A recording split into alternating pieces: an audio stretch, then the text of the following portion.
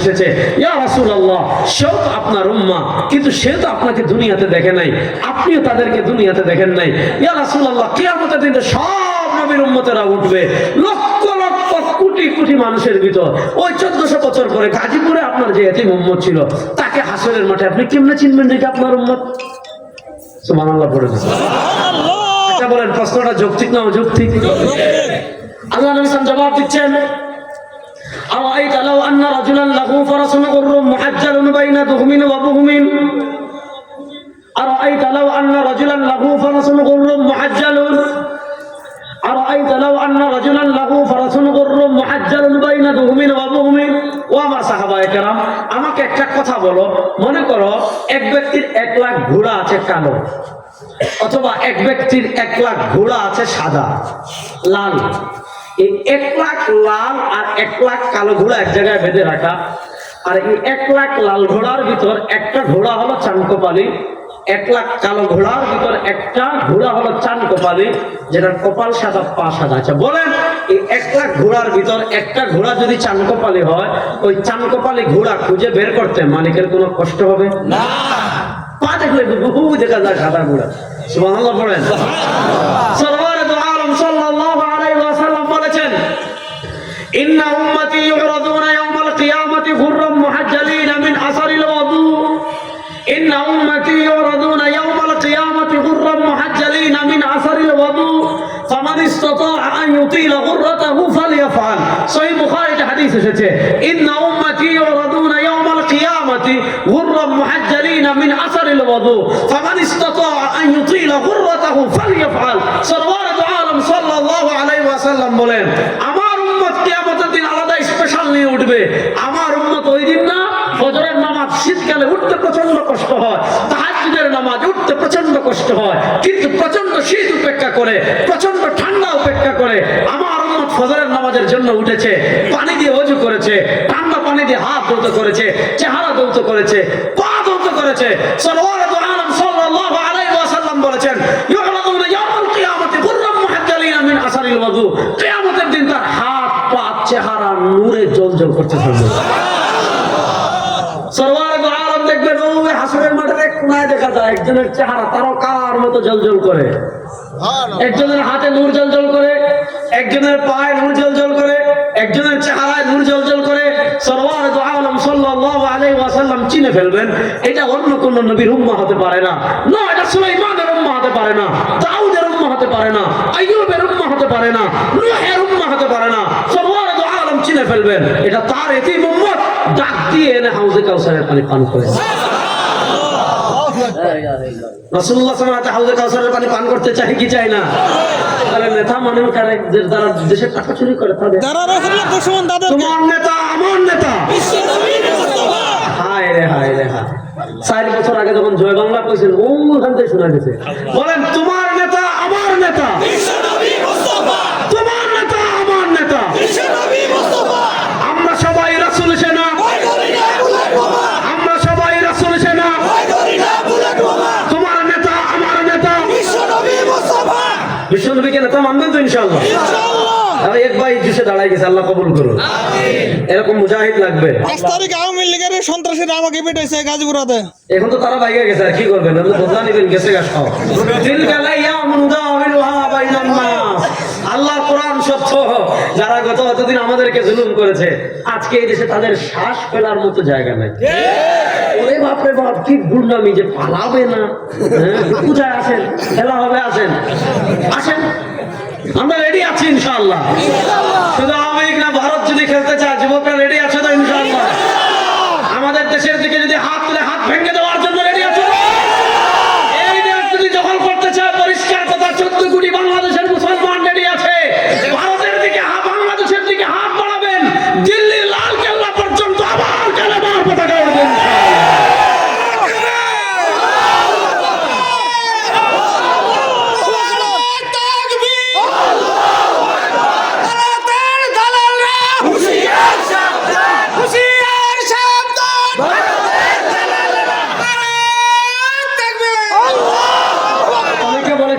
স্বাধীনতায় কি লাভ হয়েছে? এই যে স্লোগান দিচ্ছেন, ভারতের দালালরা হুঁশিয়ার সাবধান, 4 মাস আগে এটা দিতে পারতেন?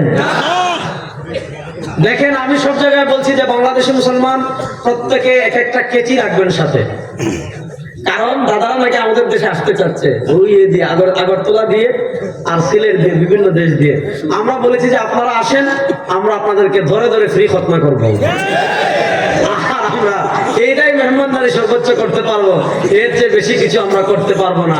আসবে, আমরা প্রত্যেকেই রেজার এবং কেচি নিয়ে রেডি আছি ইনশাআল্লাহ। রেডি আছেন তো? আরে বেটা, আমরা তো সেই জাতি, গুলি আমাদের বুকে লাগে পিঠে লাগে না। আমরা তো সেই জাতি 313 জন 1000-এর বিরুদ্ধে লড়াই করেছি। আমরা তো সেই জাতি 1000, 10,000-এর বিরুদ্ধে লড়াই করেছি। আমরা তো সেই জাতি 10,000, 50,000-এর বিরুদ্ধে লড়াই করেছি। আমরা তো সেই জাতি মাত্র 50,000, 3 লক্ষ মুসলমান অমুসলিমদের বিরুদ্ধে লড়াই করেছি। আমরা তো সেই জাতি, আমরা বেতনের জন্য আমরা জিহাদ করি না। আমরা তো সেই জাতি যারা যুদ্ধ করে আল্লাহর জান্নাত লাভ করার জন্য। 14 কোটি মুসলমান নয়, বাংলাদেশের 14 কোটি মুসলমান একটা বাদ। আমাদের দেশের দিকে হাত বাড়ান, 7 সিস্টার চুরমান করে দেওয়া হবে ইনশাআল্লাহ। কারণ আসাম তো আমাদের 47-এ যখন দেশ বিভক্ত হয়েছে, ধর্মকে কেন্দ্র করে হয়েছে। যেগুলো মুসলমান, যেখানে সংখ্যাগরিষ্ঠ এটা হবে পাকিস্তানে, আর যেখানে হিন্দু সংখ্যাগরিষ্ঠ ওটা হবে হিন্দুস্তানে। আসাম আমাদের, কলকাতা আমাদের, বিহার আমাদের, উড়িষ্যা আমাদের। এই রেড ক্লিপ যাকে দায়িত্ব দিয়েছিল নকশা করার জন্য, মানচিত্র করার জন্য, সে তোমার কংগ্রেসের দালালি করে ওই আপনার খনিজ সম্পদে ভরা পাহাড়ি যে মুসলমান যে এলাকায় আছে ওগুলো ভারতকে দিয়ে দিয়েছে। 47-এ আপনারা এই যুগে এসে বাড়াবাড়ি করবেন, আমরা 47-এ ফিরে যাব। হিসাব কিন্তু কথাবার্তা ক্লিয়ার। এই ভারত থেকে আমরা ডরাই না। এখন আওয়ামী লীগের ভয় যাই নাই মনে হয় আপনার, বড় আসতে বলেছে এই ভারতকে কি আমরা ডরাই? মুসলমান একমাত্র আল্লাহকে ভয় করে, আল্লাহকে বাদ দিয়ে কোনো পরাশক্তিকে মুসলমান ভয় করে না। আমরা তো সেই জাতি বুকে পাথর বেঁধে, বুকে পাথর বেঁধে, আমরা তো সেই জাতি খাবার নাই পেটে বুকে পাথর বেঁধে যারা পরাশক্তির মোকাবেলা করতে পারে। এখন তো আমরা পাথর বাঁধা লাগে না, 14 কোটি মুসলমান 24 ঘন্টা প্রস্তুত আছে ইনশাআল্লাহ। আপনি কার সাথে খেলতে চান? এই যারা খেলতে খেলতে 1400 বছর পাকা খেলোয়াড়, এদের সাথে খেলার ধাপ্পা মারবে না। হিসাব করে কথা বলবেন। আল্লাহ রেডি আছেন তো ইনশাআল্লাহ? আমাদের নবীকে নেতা মানতে কোনো সমস্যা? সরওয়ারে দো আলমের আদর্শ মানতে কোনো সমস্যা? দেখেন, সরওয়ারে দো আলমকে আদর্শ মানবেন তো কাকে মানবেন ভাই? সরওয়ারে দো আলম সাল্লাল্লাহু আলাইহি ওয়াসাল্লাম আমাদেরকে কতটুকু মহব্বত করতেন, আমাদেরকে কতটুকু ভালোবাসতেন। আরেকটা হাদিস শুনেন, ইমাম বাজ্জার রাহিমাহুল্লাহ মুসনাদে বাজ্জার এনেছেন। নবী করিম সাল্লাল্লাহু আলাইহি ওয়াসাল্লাম বলেছেন, আমার উম্মতেরা শোনো, লিকুল্লি নাবিয়্যিন দাওয়াতুন মুস্তাজাবা ওয়া ক্বাদ তাআজ্জালা কুল্লু নাবিয়্যিন দাওয়াতাহুম, লিকুল্লি নাবিয়্যিন দাওয়াতুন মুস্তাজাবা ওয়া ক্বাদ তাআজ্জালা কুল্লু নাবিয়্যিন দাওয়াতাহুম। আল্লাহ তাআলা দুনিয়াতে যত নবী পাঠিয়েছিলেন, আল্লাহ তাআলা দুনিয়াতে যত রাসূল পাঠিয়েছিলেন, সব নবীকে, সব রাসূলকে আল্লাহ রাব্বুল ইজ্জত ওয়াল জালাল দুনিয়াতে একটা স্পেশাল মুহূর্ত দান করেছিলেন। সেই স্পেশাল মুহূর্তটা হলো দাওয়াতুল মুস্তাজাবা, একটা কবুল দোয়া করার অফার। আল্লাহ তাআলা দুনিয়াতে যত নবী পাঠিয়েছেন, আল্লাহ তাআলা দুনিয়াতে যত রাসূল পাঠিয়েছেন, সব নবীকে, সব রাসূলকে আল্লাহ রাব্বুল ইজ্জত ওয়াল জালাল কবুল দোয়া করার অফার দিয়েছেন। সব নবী এবং রাসূলকে আল্লাহ বলেছেন, ও নবী, এখন আপনি দোয়া করেন, যেই দোয়া করবেন সেই দোয়া কবুল করব, যা চাইবেন তা দান করব, যা করে দেওয়ার কথা বলবেন তা করে দিব। সরওয়ারে দো আলম সাল্লাল্লাহু আলাইহি ওয়াসাল্লাম বলেন, ওয়া ক্বাদ তাআজ্জালা কুল্লু নাবিয়্যিন দাওয়াতাহুম, সব নবী, সব রাসূল তাদের স্পেশাল দোয়াটা দুনিয়াতে করে চলে গিয়েছেন। কিন্তু সরওয়ারে দো আলম সাল্লাল্লাহু আলাইহি ওয়াসাল্লাম বলেন, আমি আমার স্পেশাল দোয়াটা দুনিয়াতে করে যাইনি। ওয়া ইন্নী ইখতারতু দাওয়াতি লিআহলিল কাবাইরি মিন উম্মতি, আমি আমার স্পেশাল দোয়াটা আমার ওই সকল ইতিম উম্মতের জন্য রেখে দিয়েছি যারা কবিরা গুনাহ করে জাহান্নামী হয়ে যাবে, কিয়ামতের দিন তাদেরকে সুপারিশ করে জাহান্নাম থেকে জান্নাতে নিয়ে আসার জন্য আমি আমার স্পেশাল দোয়াটা হাসরের মাঠের জন্য রেখে দিয়েছি। যেই নবী আমাদেরকে এত মহব্বত করেন, সেই নবীর মহব্বত আমাদের হৃদয়ে আছে না? না। বাংলাদেশে নাস্তিকদের খেলা শেষ হয়ে গিয়েছে না? ঠিক আছে বলেন। বাংলাদেশে মুরতাদদের খেলা শেষ হয়ে গিয়েছে। এই পরিবর্তিত বাংলাদেশে আমাকে গালি দিবেন, কিছু বলবো না। আমার ভাই হারুন রশিদ সাহেবকে গালি দিবেন, ধৈর্য ধরবেন, মাফ করে দিবেন। আপনার গালি দিলে কথা বলবেন না, ইনশাআল্লাহ। আপনার বাপকে গালি দিলে হয়তো মাফ করে দিব, আমার পীরকে গালি দিলে মাফ করে দিব, আমার নেতাকে গালি দিলে মাফ করে দিব। খবরদার, এই পরিবর্তিত বাংলাদেশের নবীকে গালি দিবেন, জীবন্ত কবর দিয়ে দিব, একেবারে ডাইরেক্ট, কোন কথা নেই। নাস্তিকদের সাথে নাস্তিকরা কোনো সমস্যা নাই, কিন্তু নবীকে গালি দিয়ে, আমার নবীকে কটূক্তি করে, আমার নবীর শানে আঘাত করে, আমার নবীর ইজ্জতে আঘাত করে আর কোন জানোয়ারের বাচ্চাকে এই বাংলাদেশে আমরা থাকতে দেব না।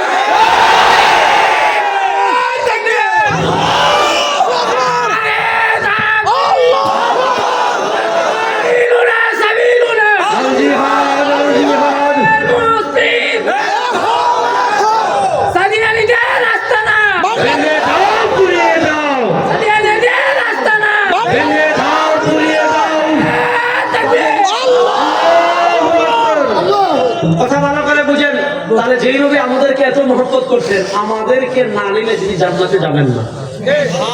দেখেন আল্লাহ তাআলা সহিহ মুসলিমে হাদিস আসছে, কিয়ামতের দিন আল্লাহ ডাক দিবেন, আনাল মালিক আল-ইয়াউম আইনা মুলুকুল আরদ। আল্লাহ বলেন আজকের দিনের বাদশা আমি, দুনিয়ার বাদশা Hasina, Modi, Donald Trump, Netanyahu কে কোথায়? আইনা মুলুকুল আরদ। ওই ফেরাউন, উতবা, শাইবা, রাবিয়া, মুগিরা, বুশ, ফেরাউন, নমরুদ কে কোথায়? আচ্ছা বলেন কেউ কি মাথা তুলবে? আরে এরা মাথা তুলবে, নবীরা পরেশান হয়ে যাবে ওই দিন। ওই দিন একজন লোক আছেন, আমাদেরকে ভুলবেন না, তিনি বলেন ফাকিরু সাজিদান ওয়া আহমাদুল্লাহ বিমাহামিদিহি। আমি যখন আল্লাহর এই হালত দেখব, আমি আল্লাহর আরশের নিচে সিজদায় পড়ে এমন ভাবে আল্লাহর প্রশংসা করতে থাকব, আল্লাহ তাআলার রহমতের সাগরে জুস এসে যাবে। আল্লাহ বলেন ইয়া মুহাম্মদ ইরফা রাসাক ওয়াসালতু ওয়াশফা তুশাফা। আল্লাহ বলেন ও মুহাম্মদ সাল্লাল্লাহু আলাইহি ওয়াসাল্লাম, আজকে আপনি কান্না করছেন কেন? আপনার সাথে দুনিয়াতে আমার একটা চুক্তি বাকি আছে, মাথা তুলেন, সলতো, আপনি চান, আপনি যা চাইবেন আল্লাহ আপনাকে তা দান করবেন। ওয়াশফা ওয়া হাবিব, আপনি সুপারিশ করেন, তুশাফা, আপনি যাদের জন্য সুপারিশ করবেন আল্লাহ তাআলা আপনার সুপারিশ কবুল করে আজকে সবাইকে জাহান্নাম থেকে মুক্তি দিয়ে দিবেন। মুসলিম শরীফের 41টা হাদিস শুনেছি। আল্লাহ নবীকে আল্লাহ যখন এই অফার দিবেন, আল্লাহ নবী কসম করে বলে যায়, আল্লাহ কসম করে বলে যায়, আল্লাহ নবী তার বাপের জন্য সুপারিশ করবেন না, চাচার জন্য না, দাদার জন্য না, গোষ্ঠীর জন্য না, বলবেন ইয়া রাব্বি উম্মতি, আল্লাহ আমার একটা এতিম উম্মত জাহান্নামে থাকলে আমি জান্নাতে যাব না। আল্লাহু আকবার। আজকে শহীদ নবীর আদর্শ বাদ দিয়ে আপনি নেতা অভিভাবক, বাপ রে বাপ।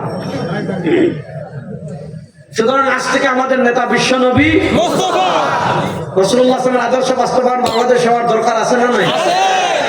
আমাদের দেশে এত চুরি কেন, এত গুম কেন, এত সন্ত্রাসী কেন, এত চাঁদাবাজি কেন? আপনি চিন্তা করেন, বাংলাদেশ থেকে গত 15 বছরে বিদেশে কত টাকা পাচার হয়েছে জানেন? বাংলাদেশ থেকে গত 15 বছরে যত টাকা পাচার হয়েছে, পত্রিকার সাংবাদিকরা লিখছে, গণমাধ্যম নিউজ করছে যে এই পাচারকৃত টাকা দিয়ে 64টা পদ্মা সেতু বানানো যাবে। আল্লাহু আকবার।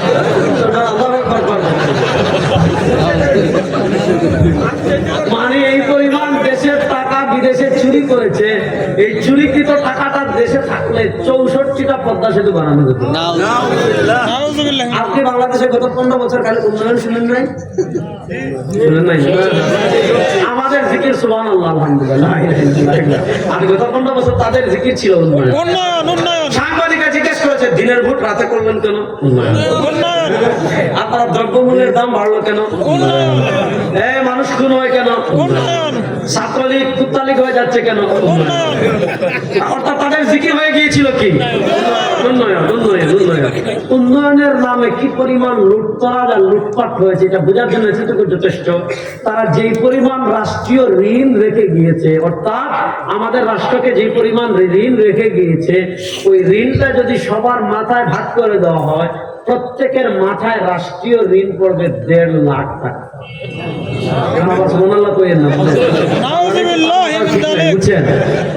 এবার বলেন এই চুরি, ডাকাতি, খুন, ধর্ষণ, চাঁদাবাজি, ইফটিজিং, আপনার টাকা পাচার, উন্নয়নের নামে রোডের বদলে বাস দেওয়া, আমি তো মনে হয় আমি জন্মের পর থেকে এই রোডের কাজ আর শেষ দেখি নাই কখনো।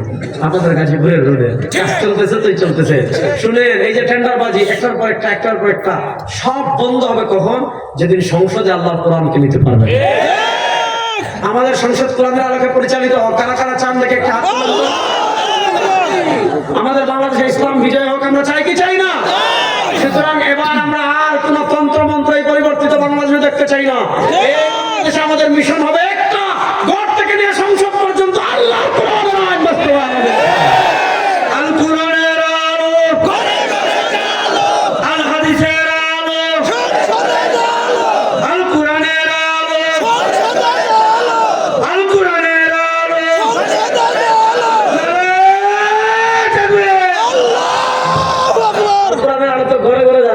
এখনো বছর সংসদে চালাইতে হবে, সংসদে। সংসদে জানানোর দরকার আছে না নাই? যুবকরা কথা পায় না, কোরআনের আলো সংসদে জানানোর দরকার আছে না নাই? প্রস্তুত আছেন তো ইনশাআল্লাহ? খবর কিন্তু একটা ভালো আছে, গাজী ভাই বলে গেছেন, বাংলাদেশ সব ইসলামী দল এক হয়ে যাচ্ছে যদি ঐক্যবদ্ধভাবে এই দেশের তরুণদেরকে ডাক দেয়, তরুণ, ভারতের আধিপত্যবাদকে তোমরা পরাজিত করেছো। ভারতের আধিপত্যবাদকে আমরা মাত্র 18 দিনে পরাজিত করেছি। শুরু হয়েছে 5 আগস্ট করা শেষ। এবার শুধু ভারতীয় আধিপত্যবাদকে পরাজিত করেই আমাদের মিশন শেষ না, আমাদের চূড়ান্ত বিপ্লব হবে দেশে কোরআনকে বিজয় করার বিপ্লব ইনশাআল্লাহ। কোরআনকে বিজয় করতে সবাই রেডি আছেন তো ইনশাআল্লাহ? আল্লাহ তাআলা কোরআনের বিজয়ের এই মেহনতে আমাদের সবাইকে শরীক হওয়ার তৌফিক দান করুন। আমিন সুম্মা আমিন। আমি মাযরাত করেছি, আমার একটা গুরুত্বপূর্ণ কাজ আছে। আল্লাহ তাআলা যে কথাগুলো বললাম, হুজুর বলেন। আচ্ছা শুনবেন, বহু আর শুনবেন জীবনে ইনশাআল্লাহ। যে কথাগুলো বললাম আল্লাহ তাআলা আমাদের সবাইকে আমল করার তৌফিক দান করেন, আমিন। ইন আসাবতু ফামিনাল্লাহি ওয়া ইন আখতা'তু